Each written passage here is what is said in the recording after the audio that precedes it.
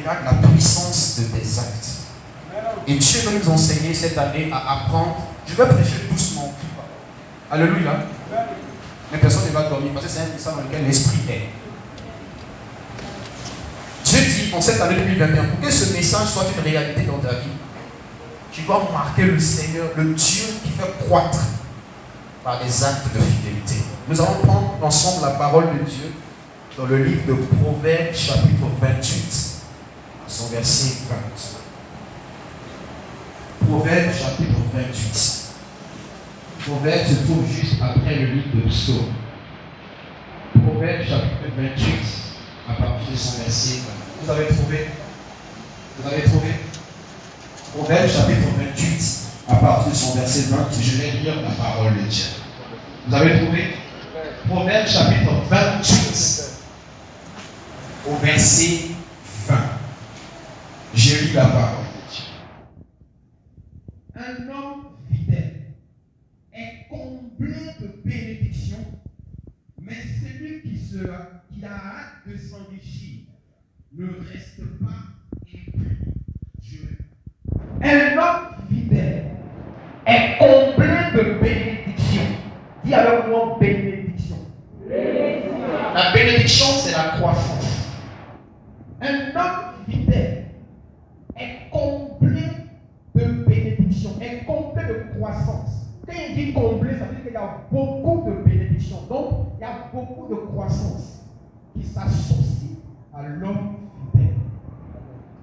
Et il y a beaucoup de croissance que nous cherchons. Nous cherchons la croissance de la santé, nous cherchons la croissance dans notre vie matrimoniale, nous voulons la croissance dans nos finances, nous voulons la croissance dans notre vie spirituelle, nous voulons la croissance dans nos activités, nous voulons la croissance dans tout ce que nous voulons. Il y a beaucoup de croissance que nous cherchons. Mais Dieu dit, il y a un seul élément, si tu fais, il sera complet pour cette croissance.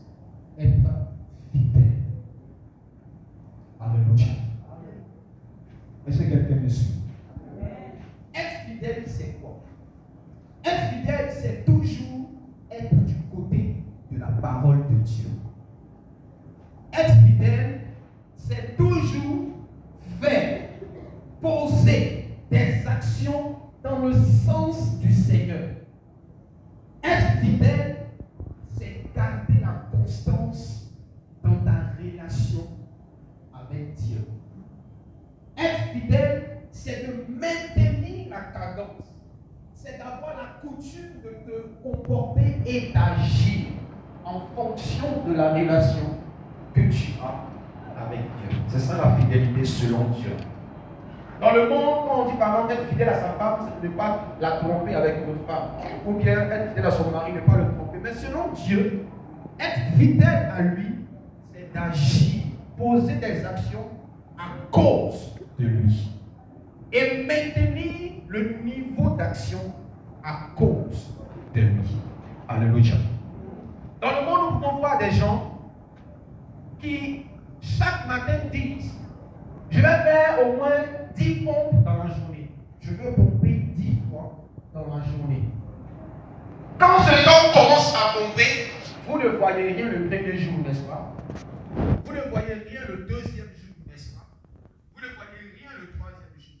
Mais quand cet homme est fidèle dans ce qu'il a dit, au bout de quelques mois, vous allez voir que ses muscles vont commencer à se gonfler. Vous allez voir que sa poitrine va commencer à sortir. C'est l'effet de la fidélité. Lorsque tu commences à être fidèle, les gens ne te comprennent pas. Lorsque tu commences à être fidèle, tu ne vois rien. Mais plus les temps passent que tu es fidèle, tu commences à sortir des grâces. La fidélité, c'est dans le temps, ce n'est pas maintenant. Est-ce qu'on se comprend? La fidélité est une combinaison d'effort et de persévérance. Lorsqu'on dit que quelqu'un est fidèle, c'est qu'il fait, il pose des actions et il persiste dans les actions. C'est pourquoi, lorsqu'une personne aussi est fidèle dans la folie, il va atteindre son but qui est la mort. Lorsque tu es fidèle dans les bêtises de ce monde, tu atteins la destination parce que tu te bats pour ça, donc tu vas l'avoir. Est-ce que quelqu'un comprend? Amen. Lorsque on te bat et que tu refuses, ça veut dire que tu es fidèle dans ce que tu fais. Lorsque quelqu'un est fidèle dans le mensonge, il va finir par tomber dans le problème du mensonge. Mais lorsque quelqu'un aussi est fidèle dans le bien, il finit par récolter ce qui est bien. C'est pourquoi Dieu vous dit d'être fidèle dans ce qui est bon. Amen.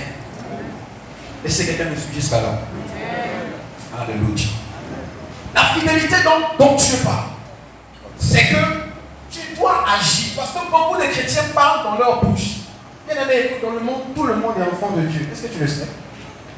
C'est pas que c'est vrai. Mais tout le monde dit je suis enfant de Dieu. On ne sait même plus qui. Pourquoi? Parce que tout le monde parle. Mais ceux qui posent des actions qui sont la marque des enfants de Dieu ne sont pas nombreux. C'est pourquoi la Bible dit qu'il y a beaucoup d'appelés, mais il y a peu d'élus. Parce que les élus posent des actions pendant que les appelés parlent dans leur bouche. Est-ce que cette année tu es prêt à poser des actions? Ah, c'est ça aussi. C'est ça aussi. Être fidèle veut dire que tu dois te préparer dans ton esprit à marcher. Tu dois te préparer dans ton esprit à marcher dans cette constance. Pourquoi? Parce que quand tu vas commencer, l'ennemi va commencer à attaquer la source de ta fidélité. Si tu dis au Seigneur, cette année je serai fidèle dans le fait de venir à l'église, alors l'ennemi va commencer à attaquer la base de ton avènement à l'église qui est ton temps. Il va commencer à attaquer ton temps. C'est parce que tu as le temps que tu viens. Tu dois maintenant aller au-delà de ça et faire ce qu'on appelle un sacrifice de temps. Au premier jour, tu commenceras à donner ta fidélité au temps. Après, le temps va commencer à te manquer. Tu vas commencer à donner des sacrifices de temps. Et les sacrifices de temps te font aller 2 fois plus vite dans ta croissance. Tu vas dire au Seigneur, cette année, je veux commencer à prier. Et tu vas te rendre compte que plus tu pries, et bien plus tu es attaqué dans ta vie, pour que tu arrêtes de prier. Un jour, le Père spirituel a dit, je vais commencer déjà à l'expérimenter à cela avec les années. Et il a dit, vous allez demander, alors si vous priez intensément, le lendemain, vous allez demander seulement. Frère, on ne peut plus prier. Parce que quand je prie, c'est là que le problème grandissant, je ne peux pas ne plus prier. C'est l'attaque de l'ennemi. En fait, quand l'ennemi soulève un problème, ça veut dire que ta prière est entendue. Il y a un homme de Dieu qui m'a dit un jour, fils, quand tu pries pour que les anges agissent, après toi recevoir aussi la présence des démons. Parce qu'il n'y a pas d'anges sans démons. La Bible dit que les fils de Dieu étaient réunis, qui étaient parmi nous aussi.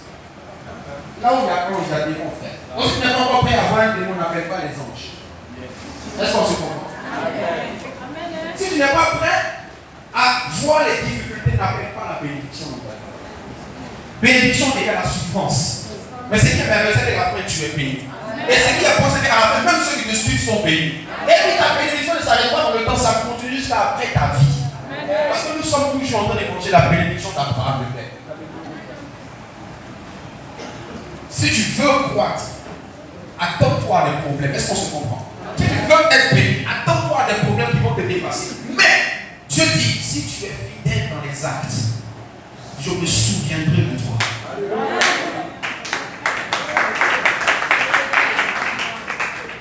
La maison de l'homme fidèle est comblée de bénédictions.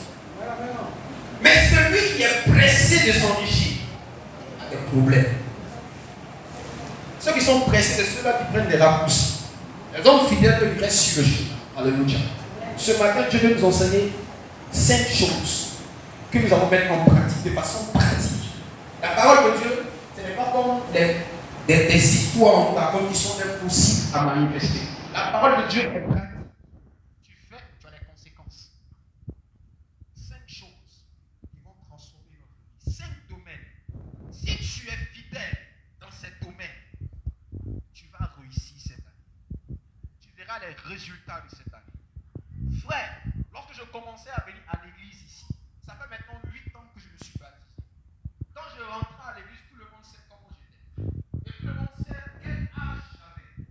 Mais quand je me suis attaché au Seigneur, j'ai dit Seigneur, soit je te suis, soit je ne te suis pas. Je ne verrai pas de béni mes yeux. Soit je marche avec toi, soit je ne marche pas. Il peut arriver que j'ai un problème. Il faut que ma vie est refroidie. Mais ma vie ne va pas s'éteindre. Ne pensez pas que parce que vous ne priez plus, c'est mort. C'est pas encore mort. Dans la vie chrétienne, il y a des hauts. Les enfants de Dieu n'abandonnent pas. Persévèrent. Les enfants de Dieu n'abandonnent pas. Ils persévèrent. La Bible dit, ceux qui ont de la foi sauvent leur âme.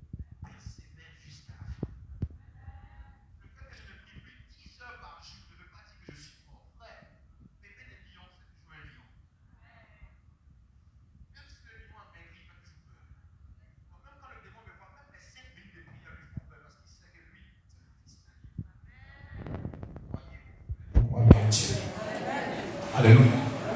Vous êtes fidèle avant Dieu quand vous le connaissez.